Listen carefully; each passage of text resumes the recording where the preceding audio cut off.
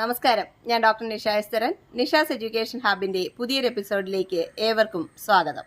കേരള യൂണിവേഴ്സിറ്റിയുടെ 2025 BEd അഡ്മിഷനോടനുബന്ധിച്ചുള്ള spot അലോട്ട്മെന്റിനുള്ള date എത്തിയിട്ടുണ്ട്. രാവിലെ ഒരു ഷോർട്ട് വീഡിയോയിലൂടെ ഡേറ്റ് ഞാൻ ഷെയർ ചെയ്തിരുന്നു. വളരെയധികം സംശയങ്ങൾ ഉണ്ടാവുമെന്ന് അറിയാം. അതുകൊണ്ടാണ് ഡീറ്റെയിൽഡ് ആയിട്ട് തന്നെ വീഡിയോ ഇടാമെന്ന് കരുതിയത്. 5, 6 തീയതികളിലാണ് നമുക്ക് വിവിധ വിഷയങ്ങളിൽ സ്പോട്ട് അലോട്ട്മെന്റ് സെറ്റ് ചെയ്തേക്കുന്നത്. കൊല്ലത്തുള്ള SN കോളേജ് ക്യാമ്പസിനുള്ളിലായിരിക്കും നമുക്ക് സ്പോട്ട് നടക്കുന്നത്. ഏതൊക്കെ തീയതികളിൽ ഏതൊക്കെ ഡീറ്റെയിൽസ് ആണെന്നുള്ളത് ഷോർട്സിലൂടെ എല്ലാവരും കണ്ടു കാണുമെന്ന് വിശ്വസിക്കുന്നു. അതാത് ദിവസങ്ങളിൽ നിങ്ങളുടെ സബ്ജക്റ്റ് ഏത് ദിവസമാണ് വരുന്നത് എന്നുള്ളത് നോക്കിയിട്ട് കൃത്യമായിട്ട് ആ ദിവസം രാവിലെ 8:30 മണിക്ക് തന്നെ നിങ്ങൾ കോളേജിൽ എത്തേണ്ടതാണ്. 8:30 മുതൽ 10 മണി വരെയാണ് രജിസ്ട്രേഷൻ. ആദ്യം വരുന്നവർക്ക് ആദ്യമേ തന്നെ രജിസ്റ്റർ ചെയ്യാം.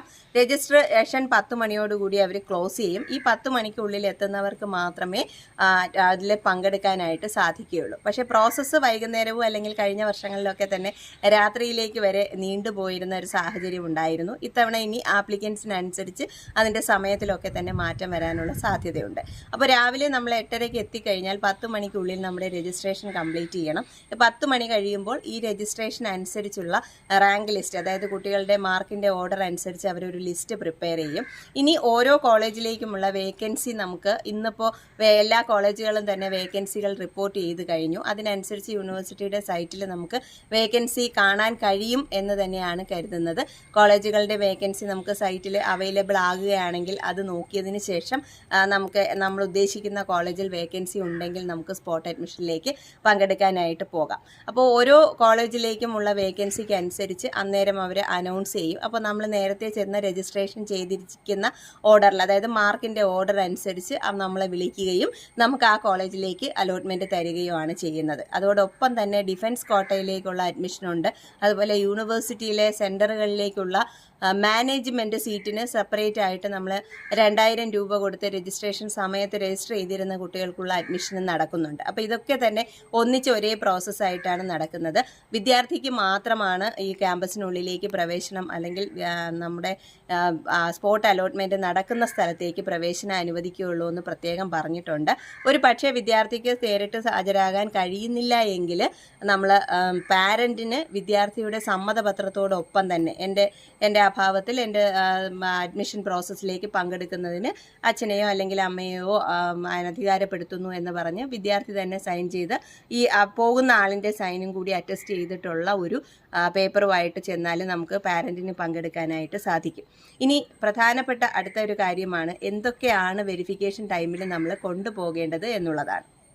ഇതുവരെ നിങ്ങൾ ഒരു സ്ഥലത്തും അഡ്മിഷൻ എടുത്തിട്ടില്ല, അതായത് പെർമനൻ്റ് ആയിട്ട് BEdനെ ജോയിൻ ചെയ്തിട്ടില്ലാത്തവരാണെങ്കിൽ നിങ്ങളുടെ ഒറിജിനൽ സർട്ടിഫിക്കറ്റുകളെല്ലാം തന്നെ കൊണ്ടുപോകണം. അതിനോടൊപ്പം നമുക്ക് ഇക്വലൻസി സർട്ടിഫിക്കറ്റോ മൈഗ്രേഷൻ സർട്ടിഫിക്കറ്റോ അല്ലെങ്കിൽ ജാതി തെളിയിക്കുന്നത്, നോൺ ക്രീമി ലെയർ സർട്ടിഫിക്കറ്റ്, ഇങ്ങനെ ഏതെങ്കിലുമൊക്കെ സർട്ടിഫിക്കറ്റുകൾ നിങ്ങൾ സ്പെഷ്യൽ റിസർവേഷനായിട്ട് കരുതിയിട്ടുണ്ടെങ്കിൽ EWS ആണെങ്കിൽ അങ്ങനെയൊക്കെയുള്ള റിസർവേഷനുകൾ ഉള്ളവരാണെങ്കിൽ, അതായത് നമ്മൾ അഡ്മിഷൻ സമയത്ത് നമുക്ക് വെയിറ്റേജിന് വേണ്ടിയിട്ട് അല്ലെങ്കിൽ നമ്മുടെ റിസർവേഷന് വേണ്ടിയിട്ട് എന്തെങ്കിലുമൊക്കെ സ്പെഷ്യൽ സർട്ടിഫിക്കറ്റുകൾ നമ്മൾ ക്ലെയിം ചെയ്തിട്ടുണ്ടെങ്കിൽ, അതായത് ഇപ്പോൾ PGയുടെ വെയിറ്റേജ് നമ്മൾ അന്ന് അഡ്മിഷൻ സമയത്ത് അല്ലെങ്കിൽ ആപ്ലിക്കേഷൻ പിന്നീട് റിവൈസ് ചെയ്ത് കൊടുക്കുമ്പോഴൊക്കെ അപ്ലോഡ് ചെയ്തിട്ടുണ്ട് അല്ലെങ്കിൽ അത് കൊടുത്തിട്ടുണ്ട് എങ്കിൽ PGയുടെ സർട്ടിഫിക്കറ്റോ മാർക്ക് ലിസ്റ്റോ അങ്ങനെ എന്താണോ അതിന് പ്രൂഫ് എന്നുള്ളത് അതുകൂടി നമ്മൾ കരുതണം.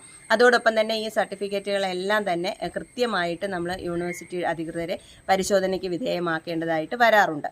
ഇനി ഒരു പക്ഷേ നിങ്ങളിപ്പോൾ ഓൾറെഡി ഒരു കോളേജിൽ അഡ്മിഷൻ എടുത്തു, അവിടെ പഠിച്ചുകൊണ്ടിരിക്കുകയാണ്, നിങ്ങൾക്ക് അവിടുന്ന് TC വാങ്ങരുത്. ആദ്യമേ തന്നെ പോയി സ്പോട്ട് അഡ്മിഷന് ഉറപ്പായി കൺഫേം ആക്കിയതിന് ശേഷം മാത്രമേ നമ്മൾ പഠിച്ചുകൊണ്ട് നിൽക്കുന്ന കോളേജിൽ നിന്ന് TC വാങ്ങാൻ പാടുള്ളൂ എന്ന് പ്രത്യേക നോട്ടിഫിക്കേഷനിൽ പറഞ്ഞിട്ടുണ്ട്. അപ്പോൾ നിങ്ങൾ പോകുമ്പോൾ എന്തൊക്കെ കൊണ്ടുപോകണം എന്നുള്ളതാണ് സംശയം. അപ്പോൾ അതിന് നിങ്ങൾക്ക് കോളേജുകളിൽ ജോയിൻ ചെയ്യുന്ന സമയത്ത് ഒരു അഡ്മിറ്റ് മെമ്മോ കിട്ടിയിട്ടുണ്ടായിരിക്കും. നിങ്ങളെ കോളേജിൽ അഡ്മിറ്റ് ചെയ്തു എന്ന് പറഞ്ഞിട്ട് പ്രിൻസിപ്പൽ സൈൻ ചെയ്ത് തരുന്ന ഒരു അഡ്മിറ്റ് മെമ്മോയും അതിനോടൊപ്പം നിങ്ങളുടെ സർട്ടിഫിക്കറ്റുകളുടെ ഈ പറഞ്ഞ എല്ലാ സർട്ടിഫിക്കറ്റുകളുടെയും തന്നെ കോപ്പി നിങ്ങൾ കൊണ്ടുപോയാൽ മാത്രം മതിയാവും. അത് സെൽഫ് അറ്റസ്റ്റഡ് മതി, അവരവരുടെ ഒപ്പിട്ട ഒരു കോപ്പി മാത്രം മതിയാവും. അതാണ് കൊണ്ടുപോവേണ്ടത്. ഇനി പ്രധാനമായിട്ടും ശ്രദ്ധിക്കേണ്ട പലരും ചോദിക്കുന്ന സംഗതി എന്ന് പറയുന്നത് ഇക്വലൻസി സർട്ടിഫിക്കറ്റിനെ കുറിച്ചാണ്. Equivalency certificate, non creamy layer certificate, EWSൻ്റെ സർട്ടിഫിക്കറ്റ്, ഇതൊക്കെ തന്നെ കമ്പൽസറി ആയിട്ടും കൊണ്ടുപോകണം എന്ന് യൂണിവേഴ്സിറ്റി പ്രത്യേകം പറഞ്ഞിട്ടുണ്ട്. ചിലപ്പോൾ മൈഗ്രേഷൻ സർട്ടിഫിക്കറ്റ് നമുക്ക് അഡ്മിഷൻ ഉറപ്പായതിനു ശേഷം മാത്രമേ നമ്മൾ പല യൂണിവേഴ്സിറ്റികളിൽ നിന്നും മൈഗ്രേഷൻ വാങ്ങാറുള്ളൂ. അപ്പോൾ അതിന് ചിലപ്പോൾ ഒരു എക്സംഷൻ കിട്ടാൻ സാധ്യതയുണ്ട്. പക്ഷേ അധികാരികൾ എന്താണ് അതിന് തീരുമാനമെടുക്കുന്നതെന്നുള്ളത് നമുക്ക് ഉറപ്പ് പറയാൻ കഴിയില്ല.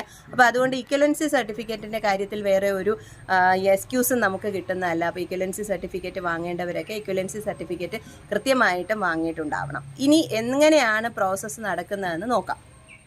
ഓരോ കോളേജിലെയും വേക്കൻസി അവർ അനൗൺസ് ചെയ്യുകയും അപ്പോൾ ആ കോളേജിലേക്ക് ചേരാൻ ആഗ്രഹിക്കുന്ന കുട്ടികൾ അപ്പോൾ നമ്മൾ അവിടെ രജിസ്റ്റർ ചെയ്തിട്ടുള്ളതിനനുസരിച്ച് നമ്മൾ റിപ്പോർട്ട് ചെയ്യുകയാണെങ്കിൽ ആ കോളേജിലേക്ക് നമ്മളെ പരിഗണിക്കും. അപ്പോൾ അവിടെ അത്രയും കുട്ടികൾ പങ്കെടുക്കുന്നുണ്ട്. ഇപ്പോൾ 7 8 പേര് ആ കോളേജ് ഓപ്റ്റ് ചെയ്യുകയാണെങ്കിൽ അതിൽ ഏറ്റവും കൂടുതൽ മാർക്ക് വരുന്ന ആളിന് ആ കോളേജ് കൊടുക്കും.